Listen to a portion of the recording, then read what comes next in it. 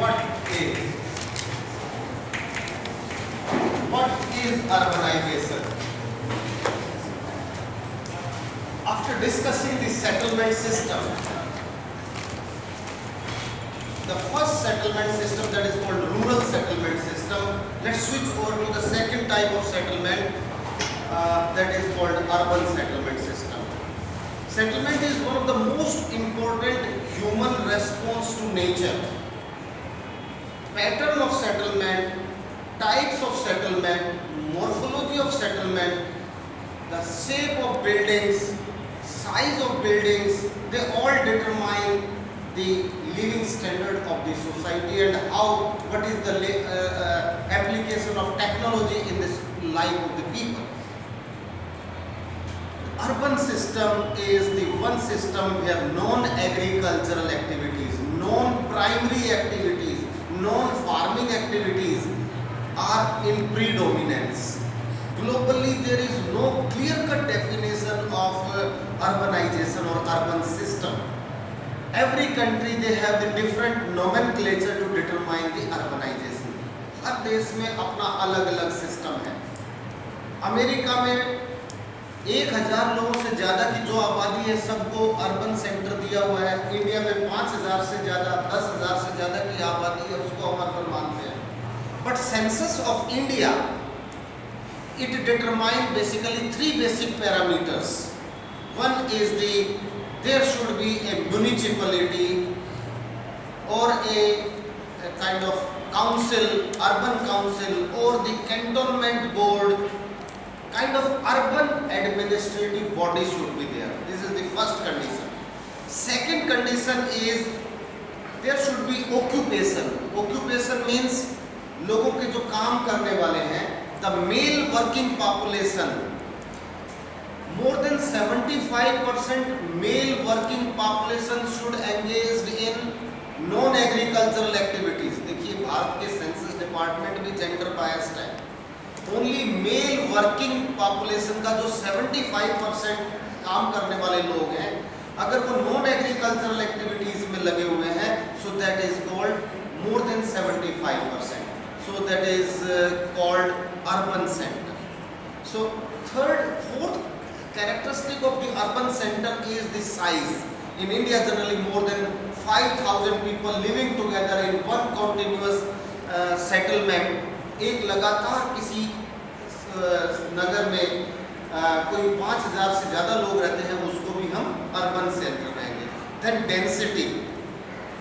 Density is 400 person per square kilometer. 400 व्यक्ति प्रति वर्ग किलोमीटर के हिसाब से जहाँ ज़्यादा लोग रहते हैं, अगर वहाँ की आबादी ऐसी है तो उसको भी हम अर्बन सेंटर कहेंगे. तो ये 4 बेसिक पैरामीटर हैं. अगर ये चारों पैरामीटर फिट होते हैं तो हम उसको अर्बन सेंटर कह देते हैं. तो ज़रूरी नहीं है कि चारों हर जगह फिट होते हों. बहुत सारे ऐसे पंजाब में ऐसे गांव हैं, आपको बरनाला एक गांव है, तलवंडी गांव है, बादल एक गांव है, जिनकी आबादी 10-10 हज़ार व्यक्ति प्रति वर्ग 10,000 आदमी से ज़्यादा लोगों से ज़्यादा जनसंख्या है वहाँ की, but they are still pronounced as rural areas. वो अभी गांव है लेकिन आबादी 10,000 है, because they are not fulfilling the other conditions. दूसरी कंडीशन फुलफिल नहीं होती. वहाँ भी ग्राम पंचायत है, वहाँ ग्राम समिति है, वहाँ ग्राम सभा है, वहाँ म्यूनिसिपलिटी नहीं है, नगर पालिका नहीं है. फर्दर कुछ ऐसे भी जगह हैं जहाँ की आबादी 500 ही है लेकिन वो शहर अर्बन डिक्लेयर किए हुए हैं. अगर आप केदारनाथ, बद्रीनाथ धाम उत्तरांचल में, वहाँ कभी भी गर्मियों में 20,000-25,000 व्यक्ति हर समय रहता है, लेकिन वो वहाँ के परमानेंट बासिंदे नागरिक नहीं है. वहाँ के जो परमानेंट नागरिक वो है जो सर्दियों में भी वहाँ रहते हैं. When there is the snowfall, तो दे आर लेस देन 500%. वहाँ के original resident are less than 500, लेकिन उसको भी फिर हमने अर्बन सेंटर का दर्जा दिया हुआ है. चाहे रेजिडेंट ना हो, लेकिन they have more of the activities are non agricultural activities. So basically urban system is the one where non-agricultural activities. What are the non-agricultural activities? Most important non-agricultural activities are manufacturing. industries, industry-related activities, processing industries, ancillary industries, subsidiary industries, small-sized industries, large-sized industries, variety of industries, maybe cottage industry, then services, education,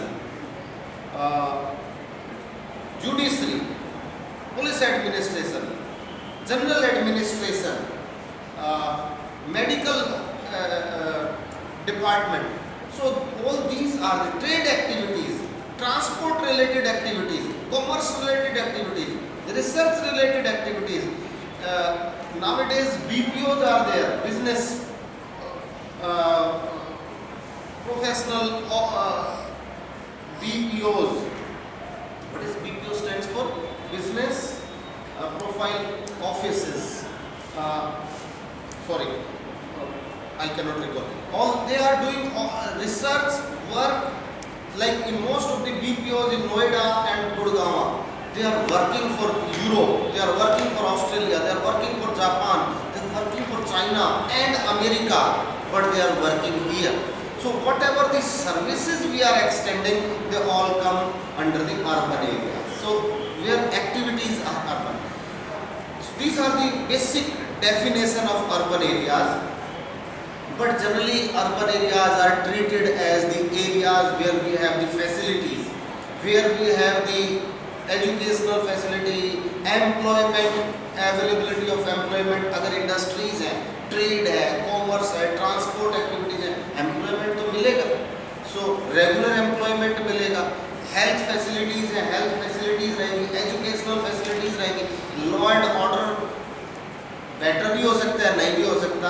But urban centers are considered as one of the ideal place to live, but it is not. In last 25 years, the nomenclature of urban system has changed because of the mushrooming slums, mushrooming unorganized, unplanned, illegal colonies, and it is the phenomenon of entire world. In Central America, Caribbean countries, South America, Africa, Southeast Asia, India, you can say Bangladesh, Myanmar, Thailand, Vietnam, Cambodia, Indonesia, Philippines, all these countries are having same problem of poor people are rushing out of villages and coming to cities.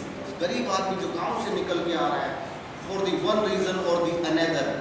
So in India we can say we have the feudalistic society, but in Africa they don't have feudalistic society. India में तो कहते हैं भाई caste system है, थोड़े से लोगों के पास जमीन है, they are the land managers, they are the manager of the economy, बाकी लोग उन पे dependent हैं, उनके पास मशीनें आ गई एग्रीकल्चर सेक्टर में, अनएम्प्लॉयड हो गए. लेकिन अफ्रीका में ऐसा नहीं है, लेकिन वहाँ भी लोग गाँव से शहरों की तरफ आए. So big cities like Lagos, like Accra, like Dakar, like Addis Ababa, like Nairobi, they are really, people are coming from villages to cities. Such type of urbanization is called subsistence urbanization. Urbanization for minimum survival, not for raising the living standard. Villages, they have the seasonal employment. In villages, in agricultural sector, we have the underemployment, seasonal employment. So most of the people, they used to out-migrate in search of the regular employment on higher wages, not the underemployment. So as per this, their skill, as per their capability, they get the regular employment. So villages cannot provide employment round the year. So neither villages provide all the facilities in close proximity. जो घर के नज़दीक सारी सुविधाएं गाँव में नहीं मिलती, तो शहरों में आ गई. पूरी दुनिया में जो डेवलपिंग कंट्रीज हैं, so they are having a subsistence kind of urbanization emerged in last 25 years. But in developed world, they don't have subsistence urbanization, they have only urbanization. शहरीकरण है, लोग गांव से शहर की तरफ आए. In third world country, mostly urbanization is all people, they are migrating to the biggest city. So big cities are growing at faster rate and smaller cities are not growing. So जो बड़े शहर है उनकी जनसंख्या बहुत तेजी से बढ़ रही है. Mumbai, Chennai, Hyderabad, Bangalore, Ahmedabad, Poona, Nagpur, Jaipur, Delhi, Ludhiana, Kanpur, these cities are growing at very fast speed. Then the smaller cities like in Maharashtra, you can say city like Akola, Amravati, Patnera, Chandrapur, Kampti, Parbhani, Wardha. There are the dozens of cities in 500-400 kilometer radius from Nagpur city. None of the city is growing. All cities they are having almost stationary population. उनकी population स्थिर है. लेकिन बड़े शहर Nagpur is growing like anything. Nagpur is exploding like anything. So big cities are exploding. This is called urban explosion. इतनी तेजी से Mumbai, Pune, so we have number of big population share of big cities are increasing rapidly. जो बड़े शहरों में रहने वाली जनसंख्या है वो बहुत तेजी से बढ़ रही है, छोटे शहर स्टेशनरी. So एक जो शहरीकरण का उद्भव हुआ था, earlier it was basically meant for religious activities like in India. The oldest city, say Banaras or Kashi. In South India we can say Madurai. ये भारत के सबसे पुराने शहर हैं. इनका उद्भव धार्मिक कार्यों के लिए हुआ था. सो सिटी में जो धार्मिक कार्यों के लिए, नॉन एग्रीकल्चरल एक्टिविटीज के लिए शहर बढ़ते चले. लेकिन फिर जरूरत के हिसाब से अलग अलग शहरों के फंक्शनल क्लासिफिकेशन हुए. उसके बाद फिर एडमिनिस्ट्रेटिव टाउन बने. एडमिनिस्ट्रेशन के काम जहाँ जहाँ राजधानियाँ बनी वहाँ शहर बन गए. फिर धीरे धीरे जहाँ इंडस्ट्री बनी वहाँ वहाँ शहर बन गए. तो इंडस्ट्री जमशेदपुर, बरौनी, भिलाई, मोदी नगर, डालमिया नगर, डालमियापुरम, न्यू बोंगाईगांव, डिब्रूगढ़, ये सिटी नहीं थे पहले. जैसे इंडस्ट्री आई तो ये सिटी बन गए. तो फंक्शनल क्लासिफिकेशन में रिलीजियस सिटी, फिर एडमिनिस्ट्रेटिव सिटी, इंडस्ट्रियल सिटी. जैसे हरिद्वार है रिलीजियस सिटी. हम उनके क्लास ज़्यादातर लोग क्या कार्य करते हैं? Hill city, tourist city, entertainment city. Britishers जब इंडिया में आए they prefer to live on the higher altitude. जितने भी इंडिया में हिल स्टेशंस बने हुए हैं, चाहे पटनी टॉप हो, चाहे मसूरी हो, चाहे शिमला हो, चाहे नैनीताल हो, चाहे दार्जिलिंग हो, जो भी हिल स्टेशन बने हैं, चाहे मैक्लोडगंज हो, धर्मशाला, सब ब्रिटिशर्स ने डेवलप किए. साउथ इंडिया में भी माउंट आबू देखिए, पचमढ़ी देखिए, पचघनी देखिए, ऊटी देखिए, ऊटी के पास दूसरे कोडाईकनाल, सब जगह ब्रिटिशर्स ने डेवलप किए. क्योंकि वो एक ठंडे क्लाइमेट से आए थे, उन्होंने शहरीकरण किया तो ठंडे कोल्ड क्लाइमेट की तलाश में वे हाई ऑल्टीट्यूड पे डेवलप किया. सब जगह उन्होंने एक सिटी का एक पर्टिकुलर फॉर्मेट दिया, सब सिटीज़ बनाए, वहाँ माल रोड बनाए. जहाँ जहाँ ब्रिटिशर्स ने सिटी डेवलप किया, जहाँ वायसराय रीगल वायसराय जाता था या उनके गवर्नर जनरल या उनका स्टाफ रहता था, उसको माल रोड बोलते थे. जैसे आज जिसको हम राजपथ कहते हैं. सब जगह ईस्ट इंडिया कंपनी ने शहरीकरण किया तो सब जगह कंपनी के लोगों को घूमने के लिए एक रिक्रिएशन के लिए पार्क चाहिए था. सब जगह कंपनी बाग मिले. तो जितने कंपनी बाग हैं, जितने सिविल लाइन हैं, जितने सेक्रेटरिएट हैं, सब ब्रिटिश सिटीज़ में बेंगलो जोन्स हैं. सब जितने हिल स्टेशन हैं सब जगह बेंगलो जोन्स होंगे.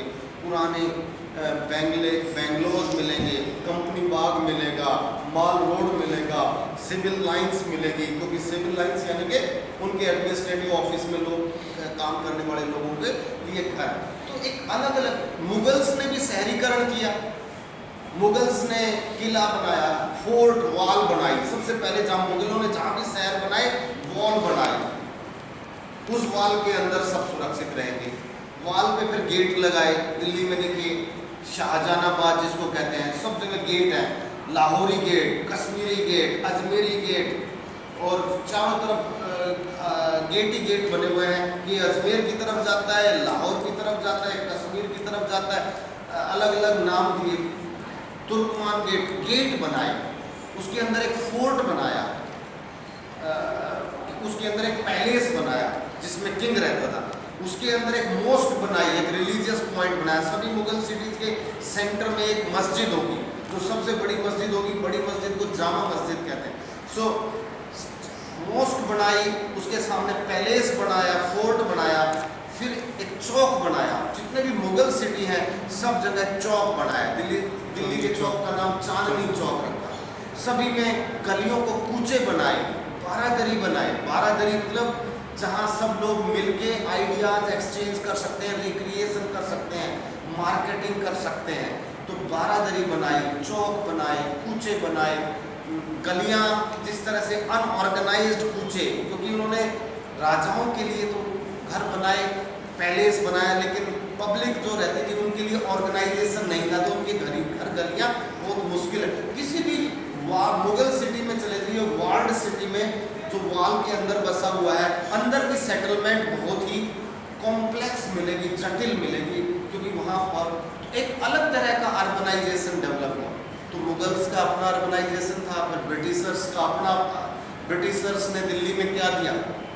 प्लेन्ड दिल्ली दी, सीधे रोड बनाए, बेंगलो बनाए, हर घर हर बंगले के बीच में, फिर ग्रीन बेल्ट दी, फिर दूसरा बंगला बनाया, फिर ग्रीन बेल्ट, फिर दूसरा बंगला। सड़क बनाई, सड़क के साइड में ग्रीन बेल्ट बनाई कि हम पेड़ जरूर लगेंगे, और पेड़ों के साथ में पैदल चलने की जगह बनाई। सो ब्रिटिशर्स ने सेंटर में सिटी में सिविल लाइन बनाया, राजपथ बनाया, उसको माल रोड कह लीजिए।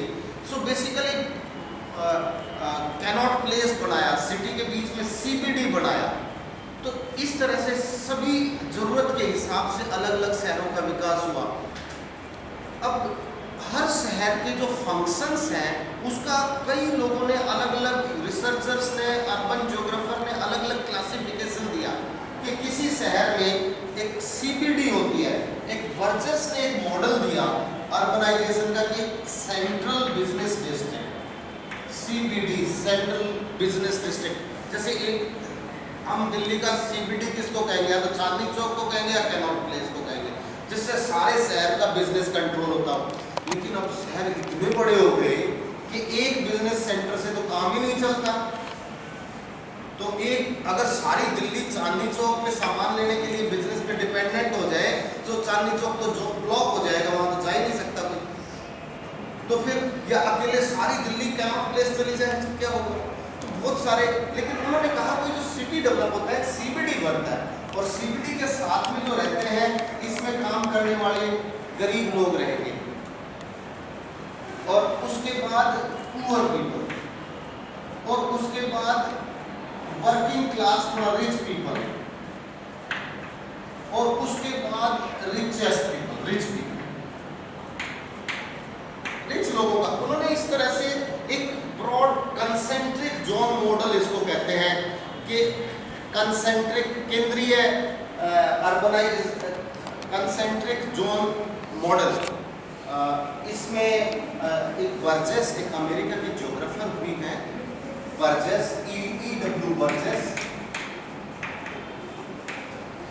उन्होंने ये मॉडल दिया कि urban concentric zone model, Hindi में मैं नहीं बता पाऊंगा इसको क्या कहते हैं। एक मॉडल ये आया कि इस तरह से, इससे सब रास्ते निकलते हैं।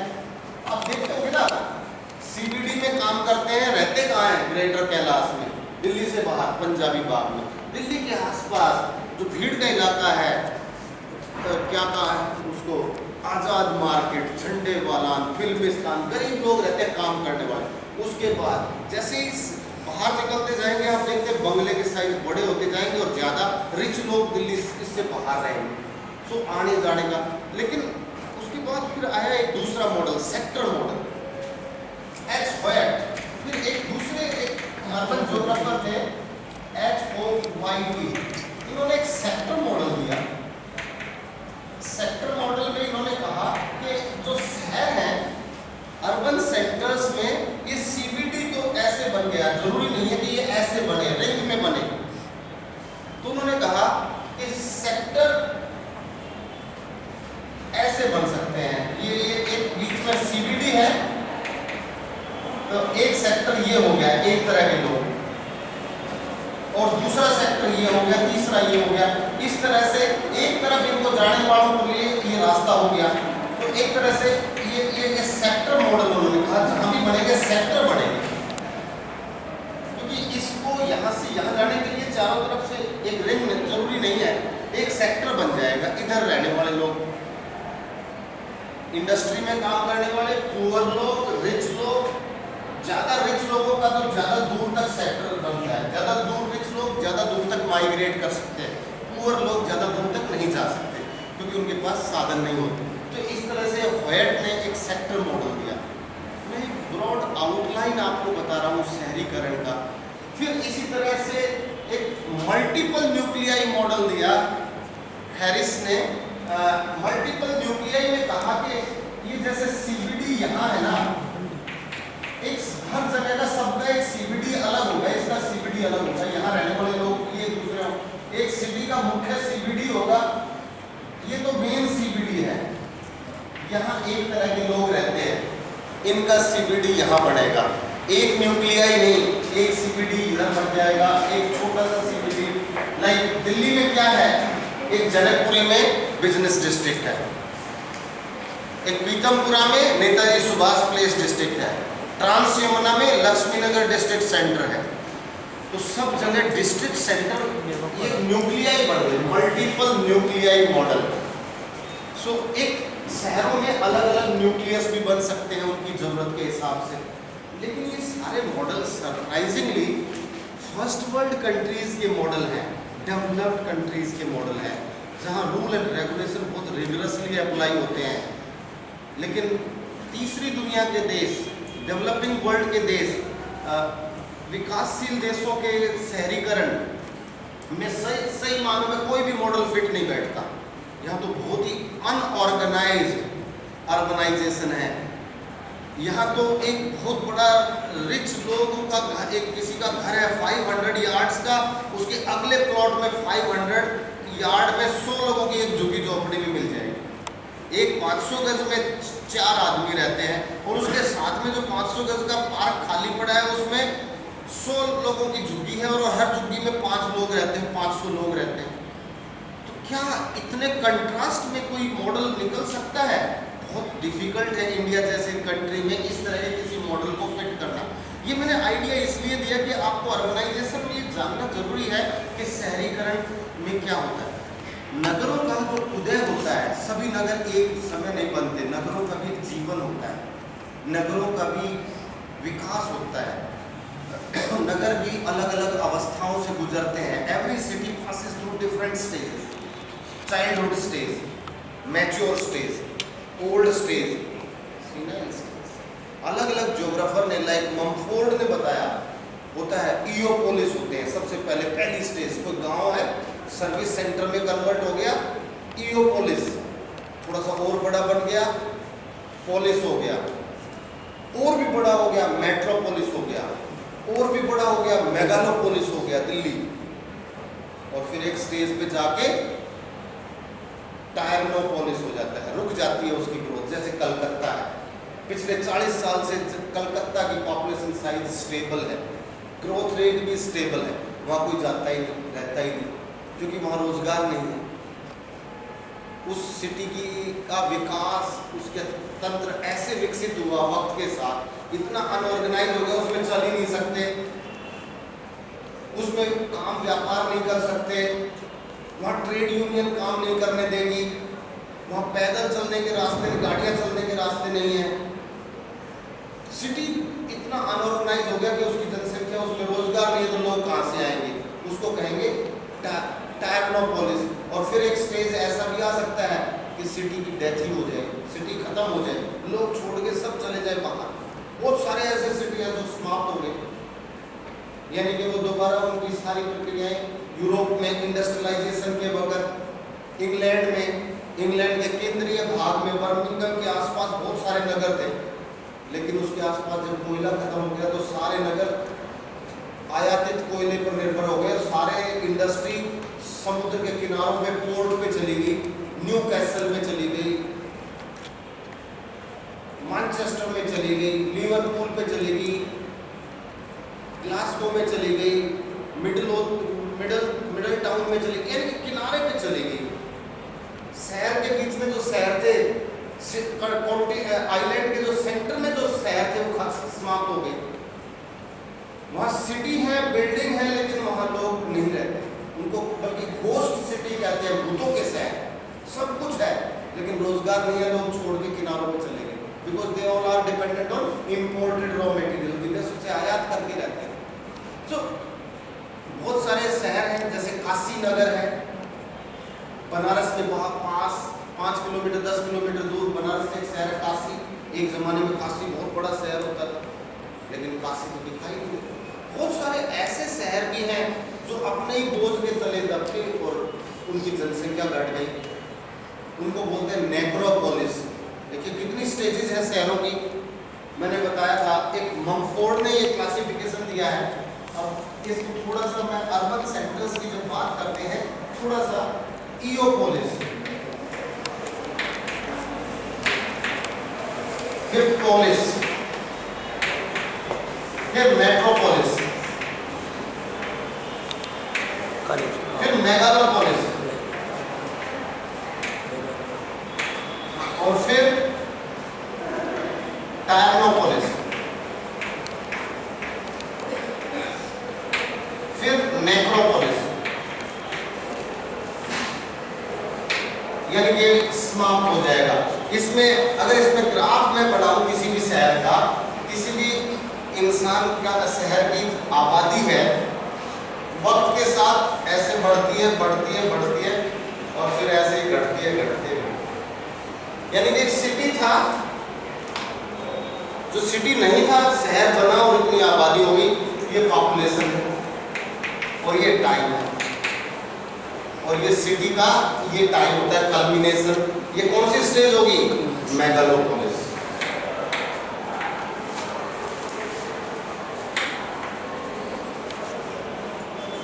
हमारा कोलकाता कहाँ है?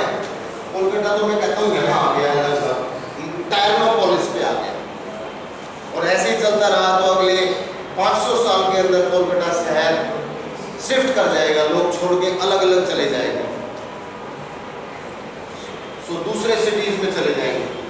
कुछ ऐसे शहर हैं जैसे दिल्ली के पास है मानेसर है, it's a new city because it developed because of the industries.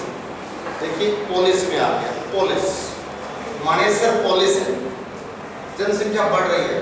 फिर ये गुड़गांव मेट्रोपोलिस है, दिल्ली मेगालोपोलिस है।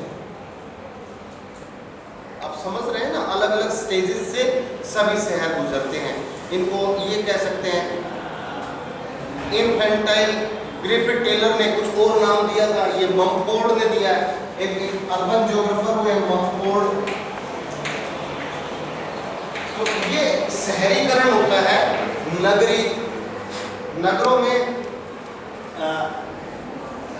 जब गांव से लोग शहरों की तरफ आते हैं और वो जो नई सेटलमेंट करते हैं, तो बहुत सारे तरह के लोग इकट्ठे रहते हैं। कई हम बहुत टर्म यूज करते हैं, ग्लोबल सिटी। ग्लोबल सिटी का मतलब है जब सब तरह के लोग एक साथ रहना शुरू करें। ये ना कहे ये हिंदी स्पीकिंग है, पंजाबी स्पीकिंग है, भोजपुरी स्पीकिंग है, मलयाली स्पीकिंग है, कोई बात नहीं। This is their way of life, let them live together.